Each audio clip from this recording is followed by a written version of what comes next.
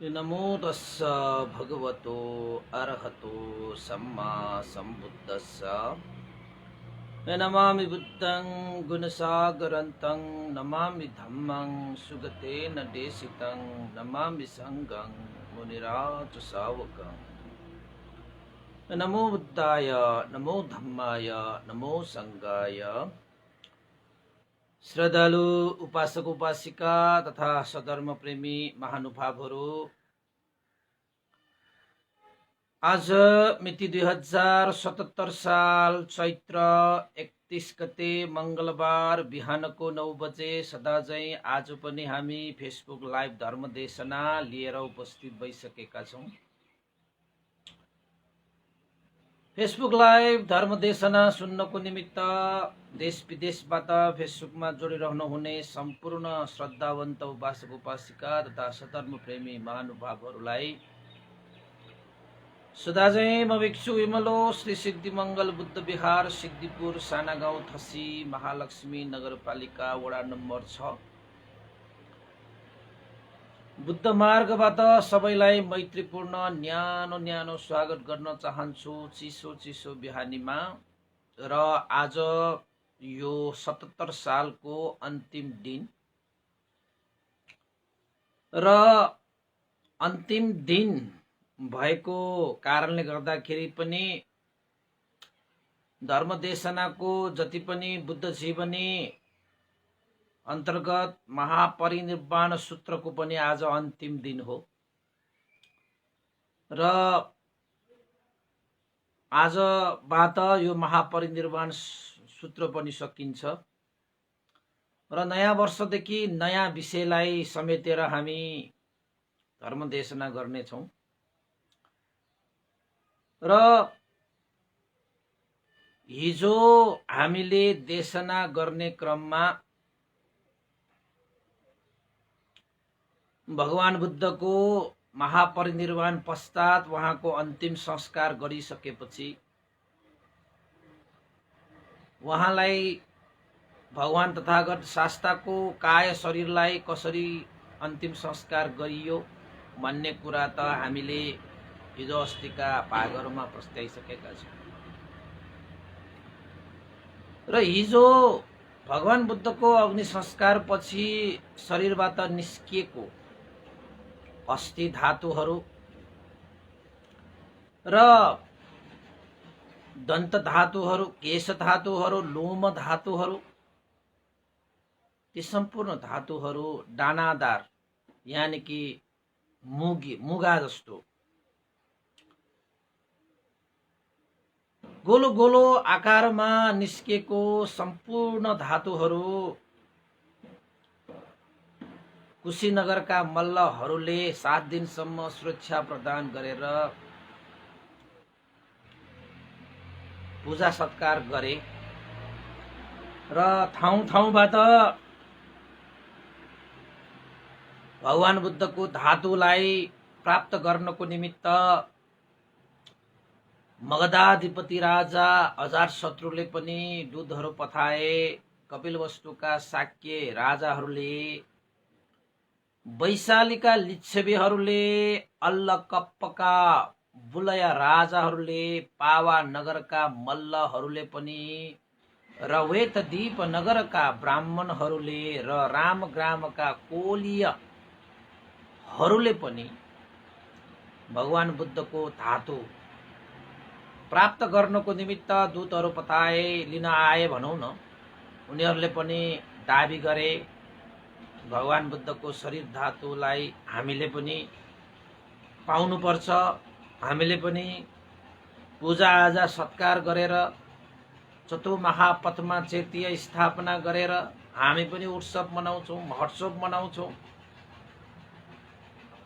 भनेर दाबी गर्न आए। कुशीनगरका मल्ल राजाहरूले मानेन। भगवान बुद्ध महापरिनिर्वाण हुनुभएको कुशीनगरमा हो। हामीले उहाँको अन्तिम संस्कार पनि सकायौं र उहाँको अस्थि धातुलाई पनि हामीले सुरक्षित राखेका छौं। हामी कसैलाई दिदैनौं भनेर कुशीनगरका मल्ल राजाहरूको त्यो कुरामाथि असहमति जनाइसकेपछि सारा राजाहरू बीचमा कलह उत्पन्न भयो। सारा राजाहरूको बीचमा विवाद चर्कियो। युद्ध नै पो होला कि जस्तोसम्म पनि परिस्थिति पुग्यो। त्यो परिस्थितिलाई सामसुम गर्नको निमित्त एकजना साँच्चैकै नाम चलेको द्रोण ब्राह्मण, द्रोण आचार्य थियो। त्यसको नाम द्रोण आचार्य हो। र त्यो द्रोण आचार्यले चाहिँ सबै राजाहरूलाई, हे राजनहरू, भगवान बुद्ध शान्तिवादी हुनुहुन्छ, शान्तिप्रिय, सबैको हित सुखको लागि त्याग तपस्या गर्ने भगवान बुद्ध हुनुहुन्छ, सबैको कल्याण मङ्गल चाहने भगवान बुद्ध हुनुहुन्छ। त्यस्ता महान व्यक्तिको विषयलाई लिएर हामी यसरी एक आपसमा मनमुताब गरेर, एक आपसमा कलह उत्पन्न गरेर लडाई नै होला कि जस्तो हुने गरी यस्तो परिस्थिति सृजना गर्नु कतिको शोभामान हुन्छ, कतिको सुहाउँछ। राजनहरू, त्यसैले मेरो कुरा मान्नुहुन्छ भने भगवान बुद्धको धातुहरू धेरै छन्। यसलाई 8 राज्यहरूले दाबी गर्न आए। किन यसलाई 8वटा भागमा बाँडी नदिउँ, जसको कारणले सबैले आफ्नो देशमा लगेर, राष्ट्रमा लगेर भगवान बुद्धको स्मृतिमा स्तूपा बनाएर आफ्नो श्रद्धा गच्छ अनुसार महोत्सव मनाओस्।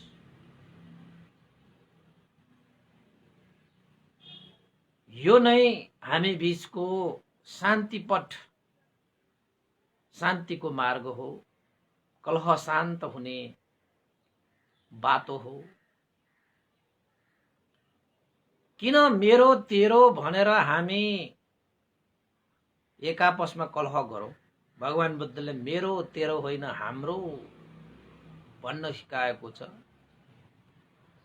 मलाई तँलाई भन्दा हामीलाई भन्ने सिकाउनु भएको छ। म तँ भन्दा हामी को आदर्श बोकाउनु भएको छ। त्यसैले राजनहरू शान्त हुनुहोस्, 8 भाग लगाऊ भन्ने प्रस्तावलाई, एउटा बुद्धिमत कुरालाई द्रोण आचार्यले, द्रोण ब्राह्मणले प्रस्तुत गर्दाखेरि सबै राजाहरू सहमति भए र 8 भाग लगाइयो। भगवान बुद्धको अस्थि धातु 8 भाग लगाइयो।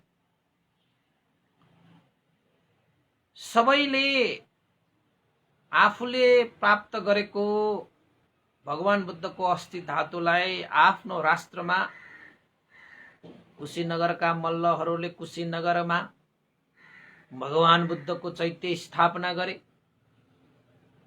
धुमधामले महोत्सव मनाए, पूजा आजा, सत्कार, सम्मान, गौरव गरे। मगधाधिपति राजा अजात शत्रुले मगध राज्यमा लगेर भगवान बुद्धको अस्थि धातु राखेर स्तूपा निर्माण गरे। मगध राज्यमा पनि सारा जनताहरूले भगवान बुद्धको अस्थि धातु माथि अगाध श्रद्धा, आस्था, गौरव राखेर पूजा आजा, सत्कार, सम्मान र महोत्सव मनाए। कपिलवस्तुका शाक्य राजाहरूले पनि कपिलवस्तुमा लगेर स्तूपा बनाए।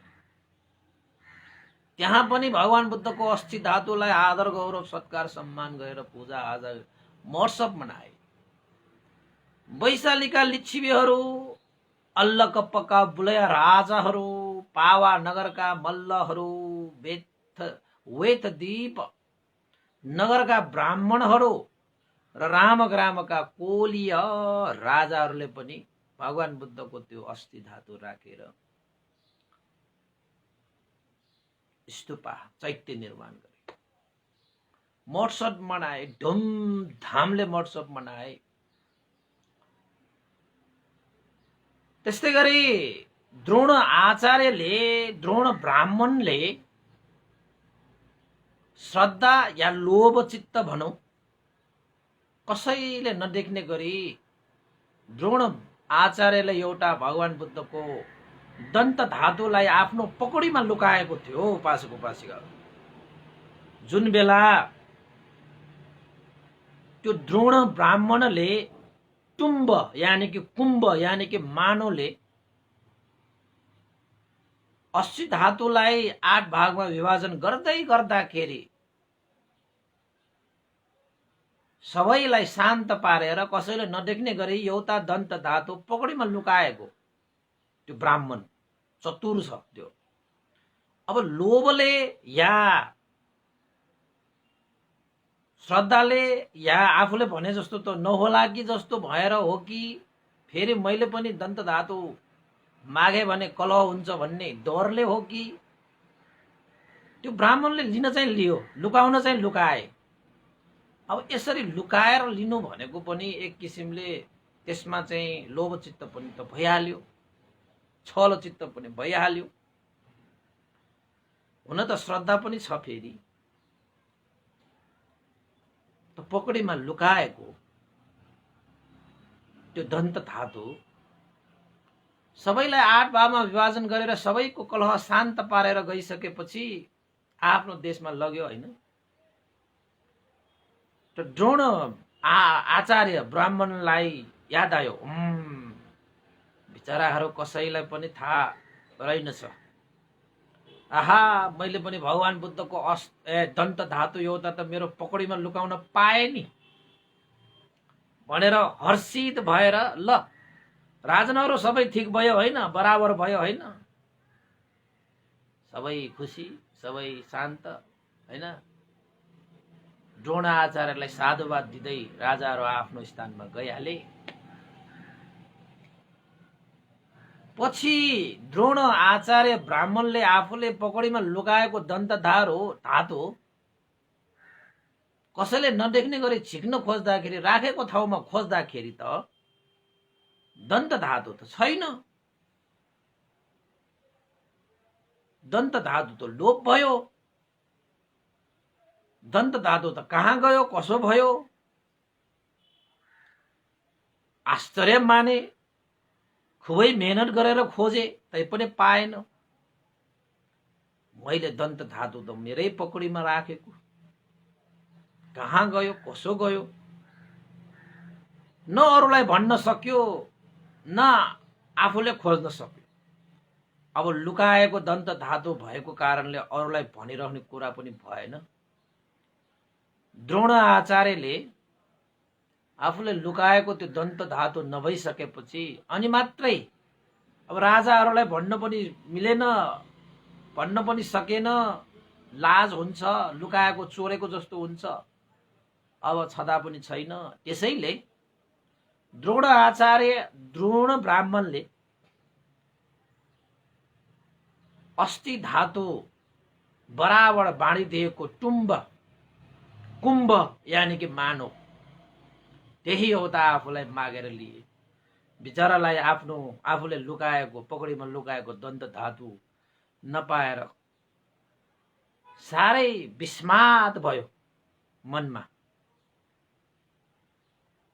त्यही एउटा ज्याला लिउँ भनेर लुकाएर लिएको बिचरा पाएन त्यसले, त्यो द्रोण आचार्य द्रोण ब्राह्मणले। तर सबैले अब 8 भागमा विभाजन गरेको कारणले गर्दाखेरि द्रोण आचार्य द्रोण ब्राह्मणलाई त्यो टुम्भ, त्यो कुम्भ, त्यो मानव द्रोण आचार्यलाई नै प्राप्त भयो। र त्यही द्रोण ब्राह्मण द्रोणाचार्यले त्यही कुम्भ यानि कि टुम्ब यानि कि मानव राखेर नै तुम्ब स्तूप बनाएर द्रोण आचार्यले द्रोण ब्राह्मणले पनि स्तूप बनाएर पूजा आजा सत्कार सम्मान उत्सव मनाए। उसले पनि बनाए, बनाउन त उसले पनि बनायो, उसले पनि त दन्त धातु लिए पनि स्तूपै बनाउनको लागि लिन खोजेको हो। तर कसैले थाहा नपाउने गरी लुकाएर त्यो नपाएपछि तुम्ब स्तूपा निर्माण गरे उसले। मानव स्तूपा भनौँ न हाम्रो भाषामा। त उपासक उपासिकाहरू त्यो द्रोण आचार्य त्यो ब्राह्मणले भगवान बुद्धको दन्त धातु पकौडीमा लुकाएको चाहिँ कहाँ गयो, कहाँ हरायो, कहाँ बिलायो त भन्ने प्रश्न पनि आउला, अवश्य आउँछ। त दन्त धातु पकौडीमा लुकाएको त्यो कुराहरू अरू कसैले नदेखे तापनि देवताहरूले त देखिरहेको थियो। आकाशमा देवताहरू थिए, ब्रह्माहरू थिए हैन, सारा देवताहरूले घेरेर राखी बसिरहेको थियो। त्यसैले देवताहरूका राजा शक्र देवराज इन्द्रले त्यो द्रोण आचार्यले भगवान बुद्धको दन्त धातुलाई आफ्नो पकौडीमा लुकाएको कुरालाई विषयलाई रुचाउनु भएन। देवानुभावले इन्द्र महाराजको देवता, इन्द्र महाराज देवताको अनुभावले आखिरमा द्रोण आचार्य ब्राह्मणको पकौडीमा लुकाएको दन्त धातुलाई इन्द्र महाराजले लोप गराइदिए। इन्द्र महाराज देव अनुभावले त्यो दन्त धातुलाई लिएर गए। कहाँ लिएर गए त भन्दाखेरि देवलोकमा दन्त धातु लगेर देवलोकमा पूजा आजा सत्कार सम्मान गराएर ठुलै महोत्सव देवताहरूले पनि मनाए। यद्यपि देवताहरूले त्यहाँ भाग लगाएको ठाउँमा हामीलाई पनि चाहियो भनेर माग्न चाहिँ आइएन। तर द्रोण आचार्य ब्राह्मणले लुकाएको दन्त धातुलाई भने त्यसले चोरेर लिएको द्रोणाचार्यले चोरमाथि चकार गरेर फेरि इन्द्र महाराजले लगिदियो। दैत यो द्रोण आचार्य ब्राह्मणले सबैलाई बराबर बाँड्छु भनेर मानो सानो अगाडि राखेर समान गर्छु भनेर समान गरेर देखाएर आफूले एउटा दन्त धातु चाहिँ लुकायो पकौडीमा, कसैले नदेख्ने गरी। राजाहरूले देखेको भए त यसको गर्दनै छिन्नल्थ्यो होला। होस्, उसले चाहिँ सबैलाई शान्त गरेको थियो, दान्त गरेको थियो, सबैलाई समान रूपमा बाँडिदिएको पनि थियो। म आफैले यो दन्त धातुलाई लिएर आउँछु भनेर इन्द्र महाराजले त्यो देवानुभावले दन्त धातुलाई लिएर देवलोकमा लगेछ। देवलोकमा पनि पूजा आजा मान सम्मान सत्कार हैन गौरव राखेर उत्सव पनि मनाए। हेर्नुस् है, यसरी भगवान बुद्धको अस्थि धातु को चैत्यहरू निर्माण गर्ने क्रममा 8वटा स्थानहरूमा 8वटा चैत्य निर्माण भयो। कुशीनगर, मगधमा, कपिलवस्तु, वैशाली, अल्लकप्प, पावा, वेथदीप र रामग्राम। यसरी 8वटा भगवान बुद्धको अस्थि धातु स्तूपा निर्माण गरिए। 8 स्थानमा महोत्सव मनाइयो। र अर्को एउटा तुम्ब स्तूपा पनि निर्माण भयो। द्रोण आचार्य द्वारा निर्माण गरिएको तुम्ब स्तूपा पनि एउटा भयो। त्यस्तै गरी अर्को दन्त धातु स्तूपा हैन देवलोकमा निर्माण भयो। त्यहाँ पनि ठुलै उत्सव मनाए। भनिन्छ भगवान बुद्धको लोकमा 4वटा दन्त धातुहरू रहेको थियो। देवलोकमा एउटा, गन्धारपुरमा एउटा, कलिङ्ग राजमा एउटा र नागलोकमा नागराजहरूले पूजा सत्कार गरेर राखिएको यी 4वटा दन्त धातुहरू पनि रहेको थियो रे। त्यही लोकहरूमा यसरी चाहिँ भगवान बुद्धको दन्त धातु रहेकै कारणले पृथ्वीमा धनधान्य खानी समलङ्कृत भइरहेको हो भनेर पनि भनिन्छ। र 40 वटा दन्तहरू हुन्छन् भगवान बुद्धको। 40 वटा दन्तहरू, केश, लोम, यी धातुहरू देवताहरूले नाना चक्रवालमा चाहिँ भगवान बुद्धको अस्थि धातु फैलाए। चक्रवाल भनेको ब्रह्माण्ड हो। त देवताहरूले भगवान बुद्धको त्यो अस्थि धातुलाई ब्रह्माण्डमा फैलाए रे, ब्रह्माण्डमा सबैको हित सुखको निमित्त। किन त भन्दाखेरि जसले भगवान बुद्धको स्तूपा, अस्थि धातु रहेको स्तूपालाई पूजा आजा, सत्कार, सम्मान, गौरव राख्दछ, त्यो स्तूपालाई दर्शन गरेर गुणधर्मको स्मरण गर्दछ, त्यो पूजालाई त्यो स्तूपालाई एउटा कोमल भावले, श्रद्धा भावले वन्दना गर्दछ, नमस्कार गर्दछ, नमन गर्दछ, ती व्यक्तिहरूको हित सुख हुन्छ दीर्घकालसम्म र परलोक गइसकेपछि सुगतिगामी हुन्छ। अरे त्यसैले भगवान बुद्धको जीवन कालमा मात्र संसारलाई उपकार गरेर गएका होइन, अनुपातिशेष निर्वाण भइसक्दाखेरि पनि आफ्नो शरीरबाट धातुहरू अधिष्ठान गरेर जानुभएको। मेरो शरीरबाट धातुहरू निस्कोस् र मेरो काय शरीर पश्चात पनि यी धातु पूजा, सत्कार, सम्मान गर्नेहरूको हित सुख होस् दीर्घकालसम्म, परलोक जाँदाखेरि सुगति प्राप्त हो।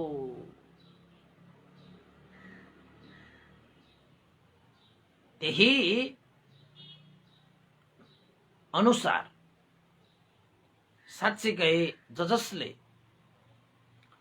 लोकमा निर्वाण भएका स्तूपाहरूको, जसले पूजा आजा, मान सम्मान, सत्कार, गौरव, श्रद्धा चित्तले नमस्कार, नमन, वन्दन गरेर गुणधर्मलाई स्मरण गर्दछ, उनीहरूले यही जुनीमा पनि दीर्घकालसम्म हित सुखको अनुभव प्राप्त गर्दछ, आनिशंस प्राप्त गर्दछ, प्रतिफल प्राप्त गर्दछ भने परलोक जाँदाखेरि त्यस्ता व्यक्तिहरूले साँच्चै भगवान बुद्धलाई दर्शन गरेको, साँच्चै भगवान बुद्धलाई मान सत्कार गरेको हिसाबमा उनीहरू सुगति प्राप्त गर्दछ। ल हेर्नुहोस्, सुगति भनेको राम्रो गति, सुन्दर गति, कुशल गति, जहाँ अभाव हुन्न, जहाँ धेरै पुण्य प्राप्त गर्न सकिन्छ, त्यस्तो लोकलाई सुगति लोक, जुनमा मनुष्य लोक र देवलोकहरू पर्दछ, ब्रह्मलोकहरू पर्दछ हैन। यस्तो महान आनिशंस भएको भगवान बुद्धको शरीर धातुबाट अब तपाईँ हामीले कहाँ कहाँ कसरी कसरी निर्माण गरिए भन्ने विषयमा तपाईहरूले चाहिँ अब बुझ्नुहोला। सबभन्दा पहिला 29 वर्षको उमेरमा भगवान बुद्ध महाविनिष्क्रमण गर्नु हुँदाखेरि भगवान बुद्ध आफैले आफ्नो केश काट्नु भएको थियो, चुडा कर्म गर्नु भएको थियो। त्यही चुडा कर्म केशलाई आकाशमा हुट्याउनु भएको थियो, उडाउनु भएको थियो। यदि म यो जन्ममा बुद्ध हुने हो भने यो केश आकाशमै उडेर जाउन् भनेर आकाशमा उडाएको 1 योजन पडसम्म त्यो आकाशमा उडेर आकाशमै अड्कियो।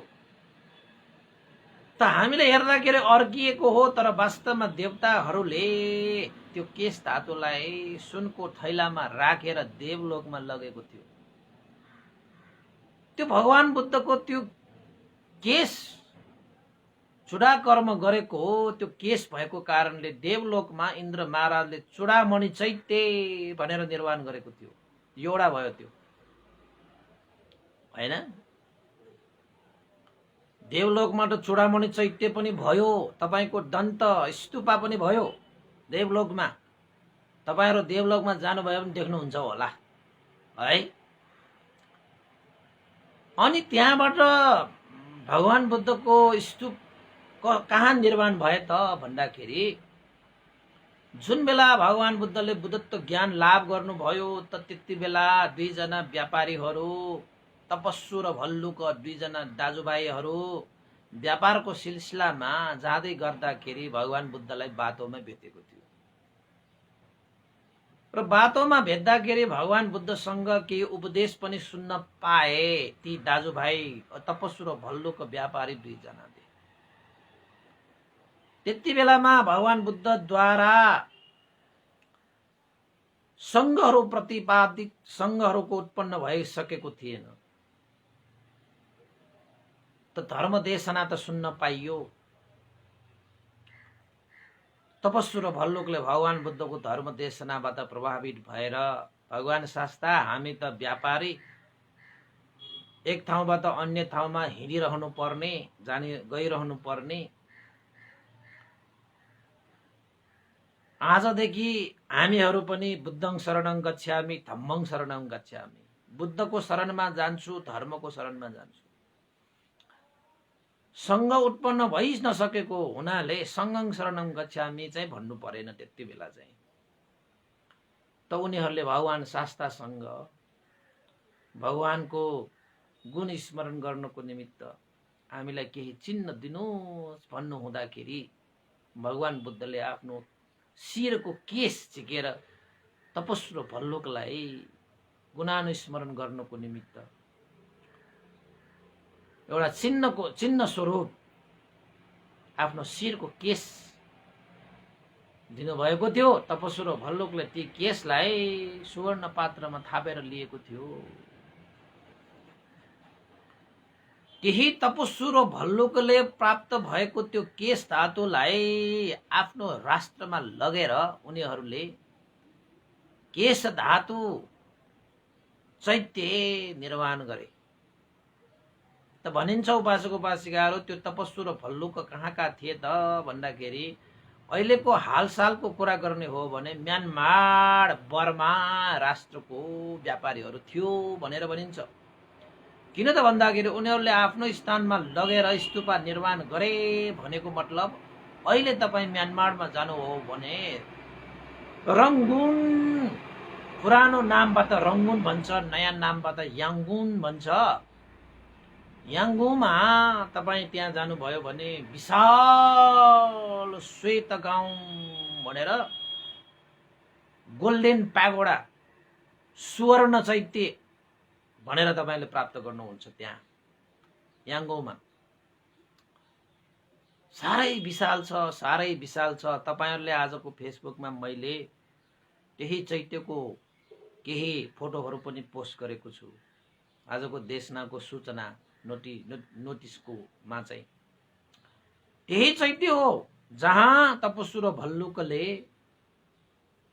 भगवान बुद्धले दिनुभएको केशलाई राखेर बनाएको त्यो चैत्य कति विशाल छ, कति सुन्दर छ। त्यहाँ गएपछि कति मन शीतल हुन्छ, आनन्द हुन्छ भन्ने कुरा त व्याख्या गरेर साध्यै छैन। कति व्याख्या गर्नु, म आफैले अनुभव गरेर आएको, म त्यहीँ बसेको भएकोले, याङ्गुनमा बसेको भएकोले म त बिहान जान्छु बेलुका मात्र फर्किन्छु। त्यहाँ त्यस्तो एउटा चाहिँ के भन्ने, अब एउटा आकर्षण भन्ने कि एउटा प्रभाव भन्ने कि हैन, एउटा भाइब्रेसन आउँछ कि त्यहाँ बेलुका भएपछि बत्ती बालिन्छ, अझै राम्रो। ओहो, सुनले लेपेको, सबभन्दा माथि हिराको मोटी हालेको, आहा कति राम्रो, कति सुन्दर, हेरौँ लाग्ने, बसौँ लाग्ने। त्यहाँ बसेपछि त कविताहरू कति आउने कि मैले त कतिवटा कविता लेखेको छु त्यहाँ बसेर। अब आफ्नो पनि कहिलेकाहीँ कलम चाहिँ मजाले चल्छ के, चलायो भने त रोक्दैन फेरि, त्यस्तो छ। मैले त्यहाँ चाहिँ बसेर थुप्रै लेखेँ, आफ्नो मनमा आएको कुराहरू लेख्नु त हो नि। अब सबैको मनमा कुरा त निस्किहाल्छ, कसैले कसरी व्यक्त गर्छ, कसैले। म चाहिँ अलिकति कलम चलाउने मान्छे भएकोले कविता मार्फत पनि त्यसरी मनको कुराहरू चाहिँ व्यक्त गर्छु कि। यसो हेरे, गजुरमा हेरे कविता आउने है, यसो पैदल यात्रा गयो मनमनमा हैन कविता आउने, यसो पातीमा बस्यो त्यहाँ पनि कविता आउने हैन, यसो भगवान बुद्धको गुणलाई यसो हेरेर चारैतिर यसो हेऱ्यो त्यहाँ पनि कविता आउने। साह्रै सुन्दर है। मैले अस्ति पनि भनिसकेँ, मैले अनुभव गरेको कि स्वर्ग साह्रै राम्रो भनिन्छ। साँच्चै स्वर्ग यो संसारमा कहीँ कतै देखेको छैन भए पनि यो जतिको सुन्दर चाहिँ पक्कै हुँदैन भन्ने मनमा लागेको। ल त्यो ठाउँ, त्यो भगवान बुद्धको त्यो स्थान कति व्यवस्थित गरेर राखेको छ, कति व्यवस्थित गरेर राखेको छ। यद्यपि अहिले चाहिँ म्यानमारमा सैनिक शासनले चाहिँ अब कु गरेर सत्ता कब्जा गरेको कारणले गर्दाखेरि त्यस्तो एउटा शान्तिमय देशमा, त्यस्तो एउटा धार्मिक देशमा भगवान बुद्धको शिक्षालाई यापन गरेर जीवन यापन गर्ने त्यस्तो देशमा अहिले हेर सत्ताको लागि, शासक बन्नको लागि सैनिकहरूले 700 भन्दा बढी त मान्छेहरू मारिसके। कति दर्दनाक अवस्था छ। तै पनि सत्ता छोडेको होइन। जनताहरूको त्यत्रो साथ सहयोग थियो।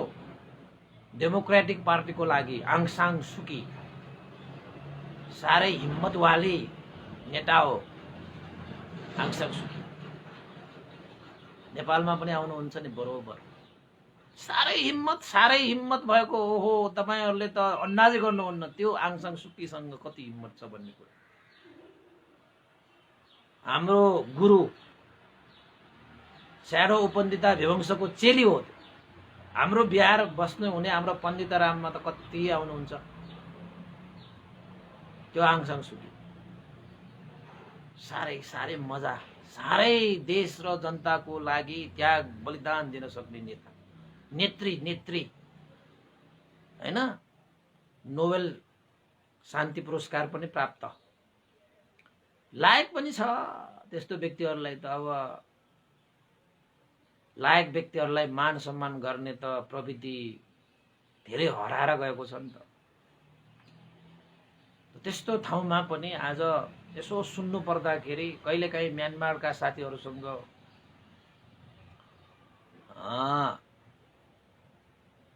कन्ट्याक्ट हुन्छ। यस्तो भयो भनेपछि त ओहो हो र, यस्तो त हुनु नपर्ने। अब जो सत्ता कब्जा गरेको व्यक्ति पनि बुद्धिस्ट, सडकमा आएर आफ्नो न्याय खोजिरहनेहरू पनि बुद्धिस्ट, दो धर्म अनुसारै शिक्षा पालन गर्ने व्यक्तिहरू हुन्। सैनिकहरू पनि सबै बुद्धिस्ट है।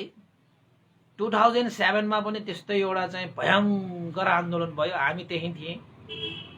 ओहो हो, त्यहाँ आन्दोलन भयो भने त बाबा कुनै ज्यानको प्रवाह नै हुँदैन के त्यहाँ। सैनिकहरू पनि त्यस्तै, मान्छेहरू पनि त्यस्तै, देश र जनताको लागि भनेर ज्यानै दिने, बलिदान के परमत्थ पारमिता जस्तै मानेर ज्यान थाप्नको निमित्त त उनीहरू अगाडि। अब 700 जना पुगिसक्यो भने अब तपाईको 800 होला 900 होला कति होला अब हैन, नहोस् हामी चाहन्छौं। एउटा शान्तिको सन्देश बोकेको राष्ट्रमा यसरी चाहिँ अशान्ति फैलिँदाखेरि, क्रान्ति फैलिँदाखेरि सुन्न अलि नमज्जा के।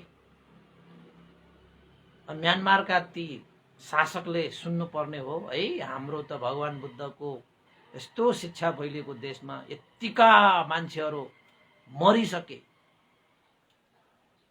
दिनै त्राही छन्। ओहो, मान्छेहरू खानु कहाँ, लाउनु कहाँ, बाँच्नु कहाँ भइरहेका छन्। के यो सत्ताको लागि यो नाना थरीका यस्ता कुराहरू गरिरहने भनेर बुझिदिएको भए, छोडिदिएको भए, जनताको इच्छा चाहना अनुसार गरिदिएको भए हुन्थ्यो भन्ने हाम्रो कामना चाहिँ हो। अब भित्र के छ कसो छ हामीलाई पनि त्यसको सम्पूर्ण जानकारी त छैन। तैपनि बौद्ध राष्ट्र तपाईको भनिन्छ 95% बौद्धहरू भएको राष्ट्र। अब त्यस्तोमा त्यस्तो भइएको छ। अहिले त जान मिल्दैन त्यो चैत्य हेर्नको निमित्त, अहिले त सकिँदैन। कति टुरिज्म विकास भएको राष्ट्र हो। त्यही भगवान बुद्धको चैत्य स्तूपा हैन प्रतिमाहरूले गर्दाखेरि कति टुरिज्म पर्यटन विकास भएको थियो भन्ने कुरा त तपाईहरु म्यानमार जानुभयो भने थाहा हुन्छ। हुन त पर्यटनको विकासले मात्रै धान्नुपर्ने राष्ट्र त होइन। खानेहरू त कति छ त्यो राष्ट्रमा। तपाईको काठ छ, काठै कस्तो काठ छ तपाईलाई। तपाई त्यहाँ जानुभयो भने फलामको जस्तो काठ, फलामै काठ। हाम्रो नेपालमा मात्रै नसिमा भन्छ, नसिमा भनेको फलामो रुख भन्ने छ हामीसँग पनि। त्यति साह्रो कडा छैन। त्यहाँ जानुस् तपाईहरुले, फलामै जस्तो रुख। त्यहाँ तपाईले चाहिँ हाम्रो काठहरू जस्तो कोट्याउन सक्नुहुन्न। फलामै भने फलामै। नपत्या हेर्न जानुस् न, तपाईको म्युमा गएर हेर्न जानुस्। त्यो काठलाई छोयो भने मानव तपाईले ढुङ्गालाई छोएको जस्तो, फलामलाई छोएको जस्तो त्यस्तो काठ। ल अब तपाई मान्नुहुन्छ हो र भन्थे? हो भने हो, जानुस् न तपाई। कतिले नदेखेसम्म नपट्याउने हुन्छ कि हैन। अब पट्याउने हो भने तपाईलाई चाहिँ विश्वास गर्ने हो भने जानुस्, हेर्नुस्, त्यहाँ मजाले देख्नुहुन्छ। आफैले फोटो पनि लिएर आउनुस्। मैले फोटो पनि पोस्ट गरेको छु नि। म म्यानमारमा जाँदाखेरि फेरि कतिपल्ट गएँ हैन। जाँदाखेरि त्यो फोटोहरु लिएर मैले पोस्ट गरेको तपाईले हेर्नुभयो भने ठ्याक्क देख्नुहुन्छ हैन। अब अहिले त सम्भव छैन, न चैत्य हेर्न सम्भव छ, न त्यहाँको चाहिँ विशेष प्रकारका खानेहरू हेर्ने सम्भव छ। तर त्यहाँ चाहिँ एउटा चैत्य छ, तपस्सु र भल्लुको द्वारा निर्माण गरिएको। भनिएको सुनिएको है मैले, एक तल्ला मनुष्यहरूले, एक तल्ला देवताहरूले, एक तल्ला मनुष्यले, एक तल्ला देवताहरूले, यसरी चाहिँ एक तल्ला मनुष्य र देवताहरूले बनाएका चैत्यहरू हुन् रे त्यो स्तूपा। आश्चर्य छ। अब भन्दैले धेरै व्याख्या गर्यो होला, आफू गएर आएको देश भएर, पढेर आएको देश भएर, बसेर आएको ठाउँ भएर भन्नु होला। मैले व्याख्या गरेको भन्दा तपाईले चाहिँ त्यहाँ 10औं गुणा बढी पाउनुहुन्छ। कसरी व्याख्या गर्ने? त्यसरी श्रद्धा राखेर त्यो स्थानमा, त्यो चैत्यमा त्यसरी चाहिँ पूजा सत्कार आदर गौरव सम्मान हैन वन्दना आदि इत्यादि गरेकै कारणले राष्ट्र चाहिँ त्यसरी सुसम्पन्न भएको भनेर भनिन्छ। त्यहाँ धर्म भएको राष्ट्र भएर चाहिँ त्यसरी विकास भएर गएको। त्यसैले धर्म बिना त के पनि सम्भव छैन उपासक। त्यसैले दुईटा केस भएको राष्ट्रमा त्यत्रो धर्मको विकास भयो। हाम्रो शरीरभरि भएको राष्ट्र चाहिँ यस्तो छ। जुन राष्ट्रमा जन्मिएको हो त्यही राष्ट्र अहिले बुद्ध धर्मको विषयमा अहिलेसम्म पनि अज्ञात मान्छेहरू कयौं छन्। नाना थरीका शिक्षा, नाना थरीका चाहिँ धर्म भनेर लाडिएको छ, संस्कार भनेर लाडिएको छ, परम्परा भनेर लाडिएको छ, धर्म रीति थिति भनेर लाडिएको छ। शासकहरूले चाहिँ आफ्नो नाममा धेरै संस्कार परम्पराहरू लाडिएको छ। त्यही लाडिए अनुसार जनताहरू पनि लाडिँदै छन्। कहिले आउने चेतना खोइ है। अब भगवान बुद्धको राष्ट्रमा भिक्षुहरूलाई देश निकाला गरेको यो राष्ट्र कति विडम्बना। त्यति बेलाका भिक्षुहरूले ल देश छोड्ने कि चिवर छोड्ने, यो चिवर लाउने, चिवर वस्त्र। त त्यति बेलाका भिक्षुहरू कति एकदम हिम्मतवान, धर्मको लागि आफ्नो चाहिँ राष्ट्रै छोडेर बरु राष्ट्र छोडेर जाउँला, हामी यो चिवर छोड्दिनु भनेर देशै निक्लेर गए। त फेरि पछि देशमा फेरि भिक्षुहरूको प्रादुर्भाव भइयो हैन। त्यो विभिन्न परिस्थिति छ, त्यो इतिहास भनेर साध्य छैन। इतिहासै कुरा गर्ने हो भने मात्रै देश नगर्ने हो भने के छ भनौं, यी कुराहरूलाई चाहिँ पट्याउनु पर्ला। अब कपिलवस्तु छन्।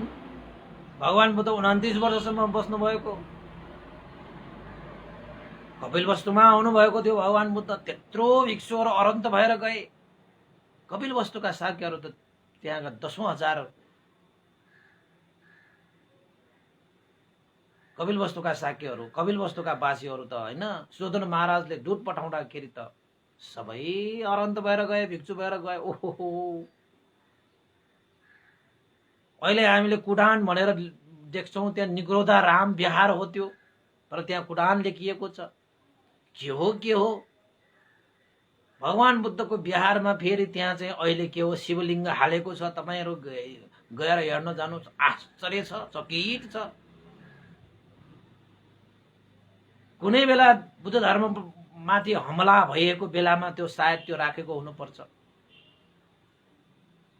तपाईँ कुडानमा हेर्न जानुहोस् न, माथि शिवलिङ्ग पो राखिरहेको छ। आश्चर्य छ बाबा, त्यो हुनै नसकिने, गर्नै नसकिने कुराहरू। त ती स्थानहरूलाई कति हामीले चाहिँ व्यवस्थित गरायो भने कति पर्यटन विकास हुन्छ। मैले भने नि, नेपालमा लुम्बिनीमा सबभन्दा उच्चो विशाल भगवान बुद्धको प्रतिमा स्थापना गर्नुपर्छ। भगवान बुद्धले देशना गर्नु भएको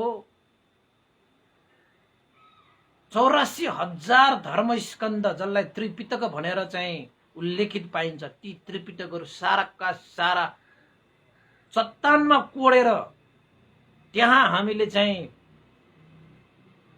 प्रदर्शन गर्नुपर्छ। एउटा चाहिँ त्रिपिटक उद्यान भनेर त्यहाँ चाहिँ बनाउनु पर्छ, र त्रिपिटक उद्यानमा भगवान बुद्धको प्रतिमा सबसे उच्च 108 मिटरको भगवान बुद्धको प्रतिमा बनाइदियो भने सारा संसारका मान्छेहरू पर्यटक भएर भगवान बुद्धको जन्मभूमि लुम्बिनीमा पाइला नटेकिकन कोही पनि मरेर जाँदैन। ल, त्यस्तो गर्नुपर्छ। भनिएको पनि छ, लुम्बिनीमा पाइला नटेकिकन मरेर नजानु रे। यो हाम्रो धर्म ग्रन्थहरूले भन्छ, लुम्बिनीमा पाइला नटेकिकन, लुम्बिनीमा दर्शन नगरिकन मरेर नजानु, हैन? हुन त 4 धाम भनिएको हो, त्यही पनि हाम्रो नेपालमा पर्ने एउटै मात्र धाम छ, त्यो पनि अरूले अन्तै त्यस्तै बनाइदिइसकेको छ। इन्डियाले त त्यो लुम्बिनी जस्तो सेम बनाइसकेको छ। तपाईहरू नै आश्चर्य हुनुहुन्छ, आँखामा पत्ती बाँडेर त्यहाँ टुप्लुक्क राख्यो भने ओहो लुम्बिनी भनेको यही हो भन्नु होला तपाईले। त्यस्तो छ त्यहाँ, हैन? त्यसैले गर्नुपर्ने धेरै कुराहरू छन् नेपालमा। विशेषतः भगवान बुद्धको राष्ट्र, भगवान बुद्धको जन्मभूमि बुद्ध भूमि नेपालमा शासक वर्गहरूदेखि लिएर जनताहरूले सम्म गर्नुपर्ने यो बुद्ध शासन भनेको त चक्रवाल हित सुखको निमित्त हो। चक्रवाल भनेको यो नेपाल, यो इन्डिया, यो 2-3वटा राष्ट्रको लागि मात्र होइन, संसारभरिको लागि मात्र होइन। चक्रवाल भनेको त त्यहाँ ब्रह्माण्ड, सारा मनुष्य देवता र ब्रह्माहरूको लागि, नाग गरुड यक्ष गन्धर्व किन्धर्वहरूको लागि सम्म पनि हित सुख गर्नको निमित्त भगवान बुद्धको यो शिक्षालाई त हामीले प्रचार प्रसार गर्नुपर्छ, धारण पालन गर्नुपर्छ। भगवान बुद्धको गुणानुस्मरण गर्नको निमित्त एउटा हेतु प्रत्यय जोडाइदिनुपर्छ। त्यसमध्येमा एउटा प्रतिमा पनि हो, प्रतिमा पनि हालिदिने। भगवान बुद्धको धर्मस्कन्द म्यानमारमा त छ, मण्डले भन्ने चाहिँ पहिलाको राजधानी। तपाईलाई थाहा छ कि छैन? म्यानमारमा त राजधानी नै फेर्छ। पहिला पुरानो राजधानी भनेको चाहिँ तपाईको मण्डले थियो, त्यसपछि याङ्गुन भयो, रङ्गुन पनि भन्छ, हैन? अहिले रङ्गुन होइन राजधानी, त्यहाँबाट अब नेपिडो भन्ने स्थान छ अहिले राजधानी। उनीहरू त राजधानी नै सार्छ। अब हाम्रो काठमाडौँ धेरै विकास भइसकेपछि उनीहरू राजधानी नै अन्टै सार्छ। म्यानमारमा त त्यस्तो हैन। अब पहिलाको राजधानी तपाईको मण्डलेमा सारा ती चाहिँ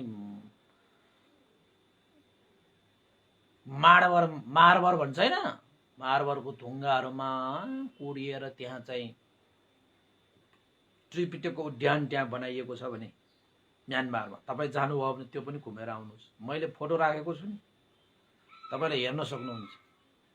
त्यस्तो चिज त हाम्रो नेपालमा चाहिने होइन र भनेको के मैले प्रश्न गरेको के तपाईँहरूलाई पनि, शासक वर्गहरूलाई पनि, सम्बन्धित तपाईँको निकायहरूलाई पनि होइन।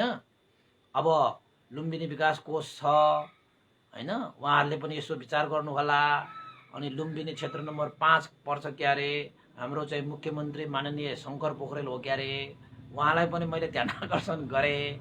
उहाँको धर्मपत्नी सुजिता साक्य पनि, उहाँ पनि सभासद हो, उहाँ पनि त उतैबाट हुनु भएको होला। भन्टेको फेसबुकमा त एड पनि छ, लिस्टमा पनि छ, उहाँले पनि हेर्नुहुन्छ, साधुकार पनि दिनुहुन्छ होइन। उहाँलाई पनि मैले ध्यान आकर्षण गरेँ है यो फेसबुक मार्फत नै। कृपया तपाईँहरूले सक्नुहुन्छ भने गर्नुहोस्। त्यस्तो एउटा चाहिँ पारित गरेपछि नसक्ने के छ र। तपाईँको मेलम्चीको पानी आइसक्यो, कसैले सोचेको थिएन। कृष्णप्रसाद भद्राई त्यति बेला म त सानै थिएँ, मेलम्चीको पानी आउने हेर्नु त कति वर्षपछि आइयो। वर्ष लाग्ला तर बनाउने के योजना त दिएर जानु पर्यो नि संसारको लागि। एउटा भिजन, एउटा त्यो भिजनलाई त होइन पुर्खा पुर्खा पुर्खा पुर्खाबाट चाहिँ होइन हाम्रो चाहिँ अब हामीभन्दा पछि आउने व्यक्तिहरूले पनि त्यो सही कुरालाई त टिपेर लग्ला नि त। मेलम्चीको पानी आएन त, आयो नि त। अहिले कहाँबाट होइन कृष्णप्रसाद भद्राईको पालादेखि सुरु भएको अहिले ओली सरकारको पालामा त आयो त। त्यसरी नै अब लुम्बिनीमा पनि त्यो हामीले भिजन तयार पार्ने 1 वर्ष लाग्ला, 2 वर्ष लाग्ला, 5 वर्ष लाग्ला, 10 वर्ष लाग्ला, 20 वर्ष लाग्ला, 85 वर्ष लागे पनि के भयो। संसारको एउटा चाहिँ पवित्र स्थल भगवान बुद्धले सबभन्दा पहिला टेक्नु भएको होइन, पाइला टेक्नु भएको भूमि लुम्बिनी बगैँचा कति पवित्र होला, कति पवित्र। यत्रो भूमि छ संसारमा, त्यत्रो भूमिमा सबभन्दा पहिलो पाइला टेक्नु भएको त अहिलेसम्म पनि त्यो ढुङ्गा त छ नि लुम्बिनीमा, त्यही बनाउने होइन। त्यस्तो पो त मलाई त फेरि त्यस्तो कुराहरू चाहिँ दिमागमा आरमणहरू आइरहन्छ कि। अब सकेको भए त मैले होइन आफैले बनाइने, तर सरकारहरूले गर्यो भने चाहिँ सम्पूर्ण राष्ट्रहरूले पनि सहयोग गर्ला, किन नगर्ला। सारा संसारका पर्यटकहरू त्यहाँ ओइरिँदाखेरि लुम्बिनीको कति विकास हुन्छ, नेपालको कति विकास हुन्छ। अरे बाबा, नेपाल सरकारले पर्यटन विकास गर्ने एउटा योजना ल्याइदिनु पर्छ कि। विदेशी नै पर्दैन, पर्यटन विकास गर्यो भने। त्यसमाथि हाम्रो नेपाल त तपाईँको यति प्रकृतिले भराउ छ कि, यति प्रकृतिले भराउ छ कि समुद्र एउटा मात्रै छैन, सब कुछ छ हामीसँग, समुद्र एउटा मात्रै छैन। त्यस्तो एउटा राष्ट्रले आज चाहिँ हरेक नागरिकले कति हो ऋण बोकिरहेको छ। अनि त्यस्तो एउटा चाहिँ अवसर चाहिँ हामीले यो नेपाल आमाको लागि के गर्न सकियो भने हाम्रो जीवनै सार्थक हुन्छ कि। धर्म प्रचार प्रसारमा हामीले बुद्ध धर्म, बुद्धको शिक्षा, बुद्धको अनुशासन, यो भनेको हरेक जीवनहरूलाई उत्कृष्ट बनाउने, हरेक जीवनलाई ज्योति दिलाउने, हरेक जीवनलाई मुक्त पार्ने शिक्षा हो। चाहे त्यो प्राणीहरू होस्, चाहे मनुष्यहरू होस्, चाहे देवताहरू होस्, चाहे ब्रह्माहरू नै किन नहोस्, जसले भगवान बुद्धको शिक्षालाई अनुसरण गर्दछ उनीहरूले आफ्नो जीवनलाई धन्य बनाउँछ। जसले आफ्नो जीवनलाई सुखमय शान्तिमय बनाउन चाहन्छ उनीहरूले भगवान बुद्धको आर्य अष्टाङ्गिक मार्गमा हिँड्नुपर्छ। त आर्य अष्टाङ्गिक मार्गमा हिँडेपछि मात्रै सही सुख, सही शान्ति प्राप्त गर्दछ। चाहना त सबैको हुन्छ, तर सही मार्गलाई अपनाउन नसकिरहेको कारणले गर्दाखेरि सही सुख र सही शान्ति पाउन सकिरहेको छैन। त्यसको लागि हाम्रो पनि कर्तव्य जिम्मेवारी रहन्छ कि भगवान बुद्धको आर्य अष्टाङ्गिक मार्गलाई प्रचार प्रसार गर्ने। सारा व्यक्ति व्यक्तिमा, सारा राष्ट्र राष्ट्रमा, सारा विश्वमा, सारा ब्रह्मलोकसम्म पनि पुग्ने गरी हामीले चाहिँ यसको प्रचार प्रसार गर्नुपर्छ। अनि पो भगवान बुद्धको हेर्नुहोस् त, महापरिनिर्वाण भइसक्दाखेरि पनि भगवान बुद्धको अधिष्ठान के हो? उहाँको शरीरबाट धातु निस्कियो। ती धातुलाई स्तूपा बनाएर चैत्य पूजा सत्कार आदर गौरव सम्मान नमन नमस्कार वन्दना गर्यो भने, ती व्यक्तिहरू मनमा प्रसन्नता छायो भने उनीहरूको दीर्घकालसम्म हित सुख हुन्छ। ल हेर्नुहोस्, मरण पश्चात चाहिँ सुगतिगामी हुन्छ। ल हेर्नुहोस्, त्यस्तो एउटा चाहिँ अवसर अझै पनि छ, अझै पनि छ, अझै पनि छ। त्यो लुम्बिनीमा धातु चैत्य बन्नुपर्छ कि पर्दैन? रामग्राममा त छ, रामग्रामलाई विकास गर्नुहोस्, त्यसको महत्त्व चाहिँ बताइदिनुहोस्। देवदह छ त्यहाँ, देवदहको महिमा बुझाइदिनुहोस्। देवदह पनि निर्माण गर्नुपर्छ। कपिलवस्तु त्यस्तो छ, कपिलवस्तुको निर्माण गर्नुपर्छ। ओहो, हाम्रो चाहिँ अब स्वयम्भू राम्रो छ। स्वयम्भूमा त्यत्रो हामीले स्वयं प्रादुर्भाव हुनुभएको कमलको फुलमा स्वयम्भू, ओहो, प्रतिदिन विकास गर्ने हो के? बौद्धनाथ छ, नमो बुद्ध छ, कति डाँडा काँडामा भगवान बुद्धको चैत्यहरू स्थापना छन्। ती मात्रलाई हामीले चाहिँ राम्रोसँग चाहिँ सृजना गर्ने हो भने पनि नेपाल कहाँबाट कहाँ पुग्छ? भगवान बुद्धको आशिषले, भगवान बुद्धको अनुभवले। र हामीलाई गर्व पनि लाग्छ, भगवान बुद्धको अनुभवले नेपाल आमा खुसी भयो भन्ने सुन्न पाउँदाखेरि कति जाति हुन्छ। संसार खुसी छ, नेपाल आमै दुखी भइरहेको छ कि? जसले भगवान शास्तालाई जन्माउनु भयो यो भूमिले, यही भूमि दुखी हुनुको कुनै औचित्य होला त? त्यसैले भगवान बुद्धको यो धातुहरू जति पनि स्थापना गरिएका हुन्, ती त्यत्तिकै स्थापना गरिएका होइन। भगवान बुद्धको शरीरमा धातु निस्किएको त्यत्तिकै होइन। महापरिनिर्वाण पश्चात पनि यो लोकमा सुख शान्ति फैलाउनको निमित्त, यद्यपि भगवान बुद्धको काया शरीर अनुपात विशेष निर्वाण त प्राप्त भएर गए, तर धातु महापरिनिर्वाण भएको छैन। धातु अहिलेसम्म पनि, भगवान बुद्धको शरीर अहिलेसम्म पनि संसारमा छ, जबसम्म धातु हुन्छ। त्यसैले उपासक उपासिकाहरू, धातुलाई दर्शन गर्नु पनि बुद्धलाई दर्शन गर्नु समान हो। धातु दर्शन गरेर प्रसन्न पार्नु भनेको तपाईँले दीर्घकालसम्म हित सुख गर्नु हो। वन्दना गर्नुपर्छ, सत्कार गर्नुपर्छ। तपाईँ म्यानमारमा गयो भने धातुहरू त कति उत्पन्न भएको देख्नुहुन्छ। त्यो धातु तपाईँले स्थापना गर्नुभयो भने नि, धेरै श्रद्धा चित्त त्यहाँ चाहिँ भयो भने त्यो धातु वृद्धि भएर आउँछ। यदि श्रद्धा भएन भने, होइन, पुगेन भने त्यो धातु स्थापना गरेर गर्दाखेरि पनि धातु विलय भएर जान्छ, त्यो हराएर जान्छ। त्यो के भन्छ, द्रोण आचार्य ब्राह्मणले आफ्नो पकडीमा दन्त धातु लुकाएको थियो। त्यो लुकाउँदाखेरि त्यो अशुद्धताको कार्यलाई देखेर देवराज इन्द्रले त देव अनुभावले लिएर गयो नि। तपाईँको त्यो धातु पनि त्यसरी चाहिँ तपाईँले चाहिँ अशुद्ध पार्नु भयो भने त्यो पनि हराएर जान्छ। देवताहरूले लिएर जान्छ, है स्वाएन भनेर। त्यस्तो अनुभव चाहिँ छ है उपासक उपासिकाहरू। यसरी भगवान बुद्धको धातुहरू यसले निर्माण भयो भनेर चाहिँ अब भगवान बुद्धको चाहिँ जीवनीमा चाहिँ हामीले महापरिनिर्वाण सूत्र अनुसार चाहिँ आज यति मात्रै गरौँ। 8वटा राज्यहरूले एउटा चाहिँ गोल र खरानीको स्तूपा, त्यस्तै चाहिँ तुम्ब, होइन, कुम्भ र मानो राखेर एउटा स्तूपा दन्त धातु लिएर चाहिँ देवराज इन्द्रले देवलोकमा राखेको। अब तपाईँको चाहिँ चूडामणि चैत्य पनि देवलोकमा राखेको। त्यस्तै गरी तपाईँको केश धातु राखेर म्यानमार राष्ट्रमा राखेको। अब नेपालमा पनि त्यहाँ रामग्राममा छ, होइन। अब कति चाहिँ अशोक महाराजले त्यो उत्खनन गरेर चाहिँ कति लिएर चाहिँ संसारभरि फैलाए। देवताहरूले पनि ब्रह्माण्डमा फैलाए।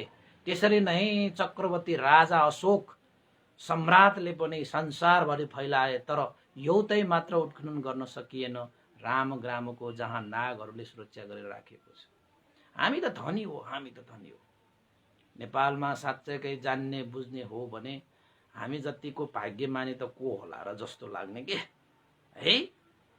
अब यो कुरा गरेर साध्य छैन उपासक तपाईँले यस्ता कुराहरू जानुहोस् बुझोस् र भगवान् बुद्धको जीवनीमा चाहिँ अन्तिम समयसम्म चाहिँ अस्थि धातुहरू यसरी संसारमा भगवान् बुद्धको शरीर नभए पनि अस्थि धातुहरू महापरिनिर्वाण भएको छैन अहिलेसम्म पनि संसारभरि अस्थि धातु नै अस्थि धातुको कारणले गर्दाखेरि यो संसार धनधान्य होइन त्यस्तै गरी चाहिँ खानीहरू प्रादुर्भाव भइरहेको अरे म्यानमारमा कति खानीहरू छन् त होइन त्रिलोकमा तपाईको भगवान् बुद्धको अस्थि धातुहरू ब्रह्माण्डमा छरिरहेको कारणले गर्दाखेरि नै ब्रह्माण्डमा चाहिँ यस्तो शुभ मङ्गल कल्याण भइरहेको हो उपासक त भगवान् बुद्धहरूको आनुभावले त हो नि भगवान् बुद्धको आनुभाव भनेकै भगवान् बुद्धको सत्य धर्मको कारणले गर्दाखेरि त हो नि संसारमा धनधान्य खानीहरू समलङ्कृत भइरहने यसरी नै तपाईको जीवनमा पनि भगवान् बुद्धको शिक्षा तपाईले चाहिँ धारण गर्न पाउनु भयो भने तपाईको जीवन पनि ज्ञान परिपूर्ण धनधान्य खाने हैन अलसमलङ्कृत भएर आए जस्तो तपाईको जीवन पनि झलमल्ल भएर आउँछ यस्तो हो भगवान् बुद्धको शिक्षा सबैले अपनाऊ आजको यो हाम्रो चैत्रको अन्तिम दिन हामीले चाहिँ भगवान् बुद्धको अन्तिम भाग पनि हामीले सकायौं भोलि नयाँ वर्ष नयाँ चीजलाई हामीले प्रस्तुत गरेर देशनाको क्रमलाई अगाडि बढ्ने नै छौं आजको लागि यति नै भवतु सब मङ्गलम पुण्यानुमोदको यो पुण्यको आनुभावले श्रद्धेय गुरुवर ज्ञानपूर्णिक महास्तवीर भन्ते लगायत स्याडो पण्डित विवंश र देवता सत्व प्राणी र अमनुष्यहरूको लागि पनि यो पुण्य लाभ सबैको हित सुख होस् तपाईहरुको पनि आजको दिन मङ्गलमय होस् कल्याणमय होस् सुखमय होस् शान्तिमय होस् सबैलाई नयाँ वर्षको शुभकामना पनि व्यक्त गर्न चाहे सबैको जीवनमा भगवान् बुद्धको शिक्षालाई जगमगाउन सकोस् भगवान् बुद्धको शिक्षाबाट जीवनलाई यापन गर्न सकोस् र मार्गफल निर्वाणतिर तपाईको पाइला सदा अघि सरोस् भन्ने नयाँ वर्षको शुभकामना व्यक्त गरे पुण्यानुमोदकं भवतु सर्व मङ्गलम् इदं नो ज्ञातिनं होतु सुखिता हन्तु ज्ञातयो इदं नो ज्ञातिनं होतु सुखिता वन्तु ज्ञातयो इदं नो ज्ञातिनं होतु सुखिता वन्तु ज्ञातयो एतावता सम्मेहि सम्पतं पुण्य सम्पदं सब्बे देवानुमोदन्तु सम्ब सम्पत्ति सिद्धिया एतावता सम्मेहि सम्पतं पुण्य सम्पदं सब्बे सत्तानुमोदन्तु सम्ब सम्पत्ति सिद्धिया एतावता सम्मेहि सम्पतं पुण्य सम्पदं सब्बे भूतानुमोदन्तु सम्ब सम्पत्ति सिद्धिया साधु साधु साधु भवतु सब मङ्गलं सबै उपासक उपासिकाहरूलाई फेरि एकपल्ट नयाँ वर्ष 2078 सालको उपलक्ष्यमा मङ्गलमय शुभकामना व्यक्त गर्न चाहे र आजको यो 77 सालको अन्तिम दिनले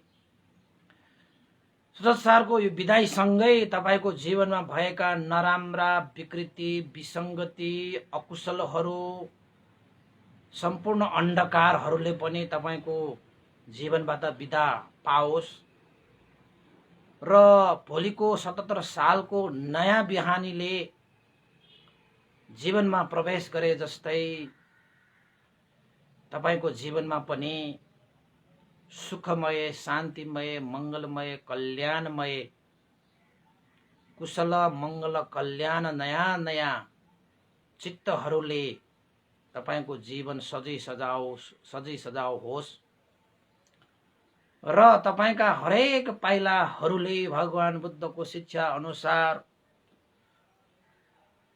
पाइला अगाडि बढाउन सकी सम्पूर्ण दुःखबाट मुक्त भएको निर्वाण मार्गमा तपाईको पाइला अग्रसर होस् सम्पूर्ण क्लेशहरूलाई बिदा दिएर अनित्य दुःख अनात्मा स्वभाव धर्महरूलाई चाहिँ